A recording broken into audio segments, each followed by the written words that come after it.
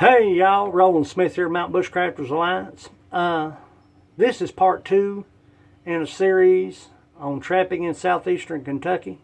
Today we'll talk about trap preparation, getting your traps ready for the final process of waxing just before you put them in service on the trap line.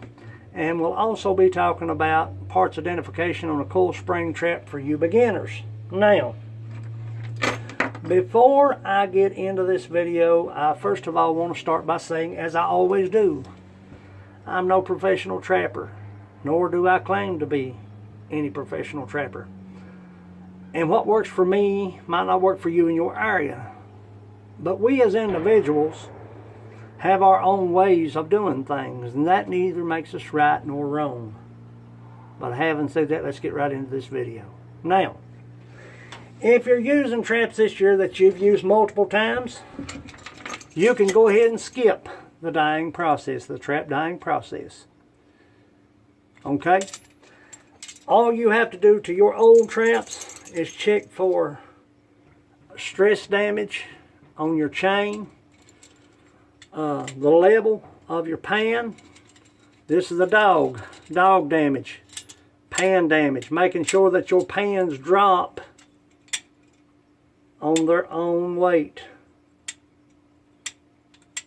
And frame damage, that's what you want to check for. Making sure that the cross brace into your coil springs is good and not bent, that your swivels are good and not wore and cracked and bent.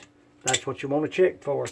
And I've checked all of my old traps and they are ready for the waxing process. Now, I took the name tag off of my trap, and I'll show you here in just a little bit how to attach a name tag securely to your traps. But if you order 48 brand new traps from the factory, they're going to come to you with a residue of oil on that trap, and you'll have to get rid of that oil before furthering the process of dyeing and waxing. The best way to do that is to take those 48 traps, if that's how many you've ordered, if you've ordered 2 or 20 or 48, put them in a container of boiling water. Remove those traps from that boiling water.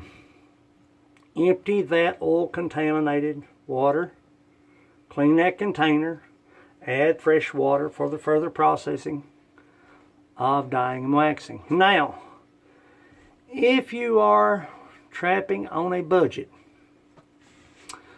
Walnut Hulls will put a beautiful patina on that trap, and it's free.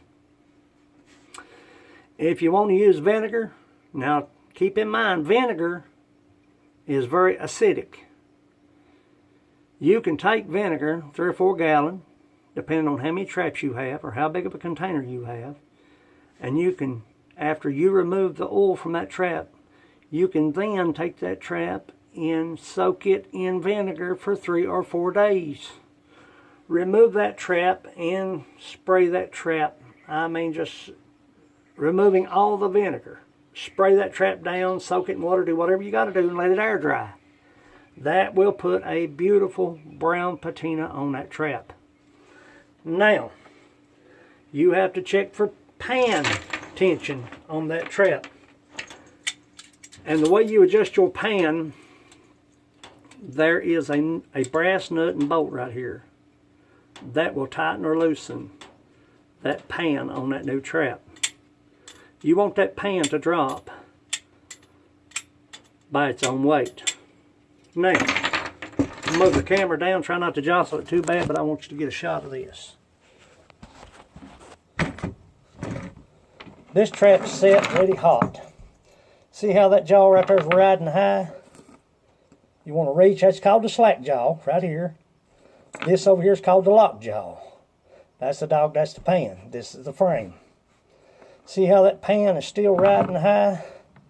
See how it's kind of, take your trap, pushing that dog in. That in return pushes that pan forward. See how level it's riding now?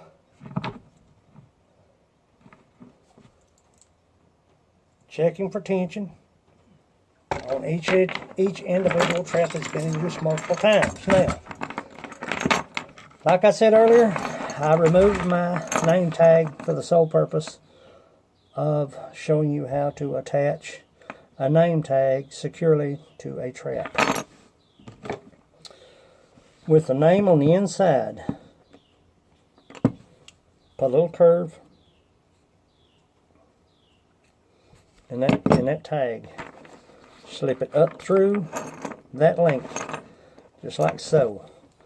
And all you have to do is roll. See how it's rolling up on that? I hope you can get a good shot of that. I'm hoping you can see that.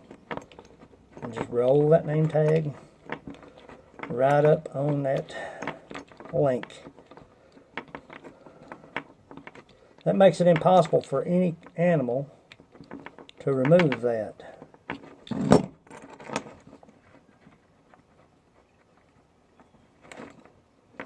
And if the game warden shows up, all you gotta do is take your little pliers, grab that lip, it'll zip right off there.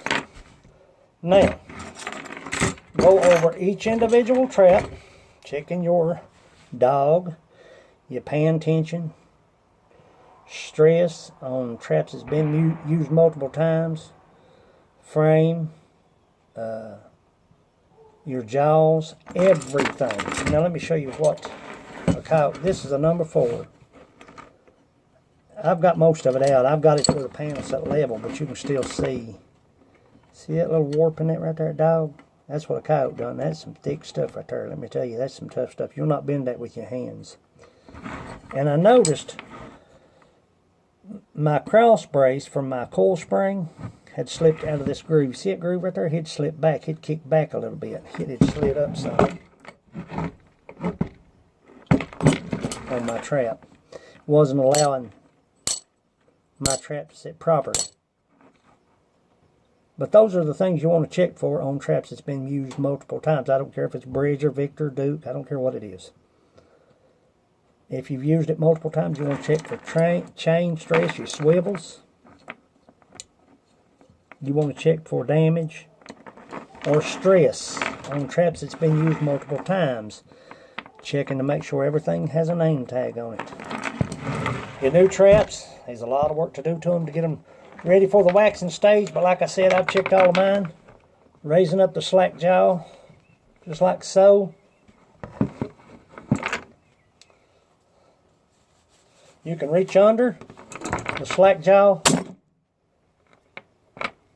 snapping that trap. Lock jaw, slack jaw.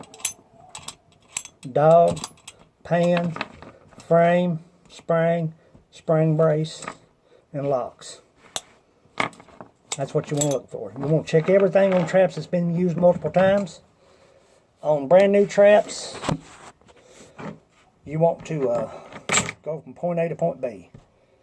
From removing the residual residue of oil by boiling, either using vinegar or walnut hulls, or if you can afford to order some dye, the quick dip, go ahead and order it. Whatever you want to do, that's entirely left up to the individual. But that is the process you have to go through to get to the dyeing process. I may have some new traps to dye. I may not by the season's start. But these are already ready for the waxing process, which will be in part 3. And that'll be in a few days. But I hope some tips has helped you. For you beginners that's wanting to get out and start trapping, I'll show you some of the do's and don'ts, some of the things I have to go through, and some of the things you have to do on the line in order to get a catch. But this is Roland Smith, Mountain Bushcrafters Alliance. And as always, go farther, stay longer, and I'll catch you out in the field.